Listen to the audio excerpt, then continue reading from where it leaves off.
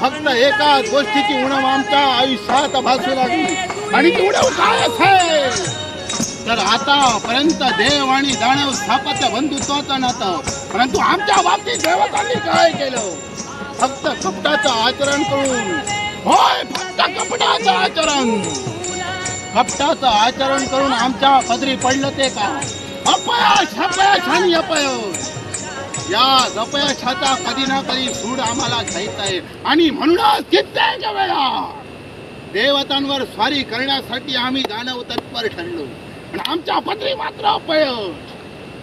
ज्यावेळी सागर मंथन झालं, होय ज्यावेळी सागर मंथन झालं, सागराच्या एका बाजूने देव होते, दुसऱ्या बाजूने आम्ही दानव होतो. रवी पर्वताची मेरू करण्यात आली, वासुकी सर्पाची दोरी करण्यात आली. हा हा म्हणता म्हणता सागर मंथनाला सुरुवात झाली. एका मागोमाग एक 14 रत्न बाहेर पडू लागली. आता तर काय सर्व देवानी कपटाचं आचरण करतात क्षणी आमच्या पदरी मात्र आली ती मदिरा. आम्ही मदिरेच्या आहारी जाऊ लागलो. मदिराच्या आहारी जाता क्षणी आम्हाला सुचना असं झालं, अर्थात देवतांनी आमचा कपटी डाव ओळखला होता आणि म्हणून कदाचित आम्ही त्या ठिकाणी अपयशी ठरलो, पण आता मात्र नाही. सावधान देवता हो, तुमच्या सर्वनाशासाठी मृदुला सूर येतोय. आहा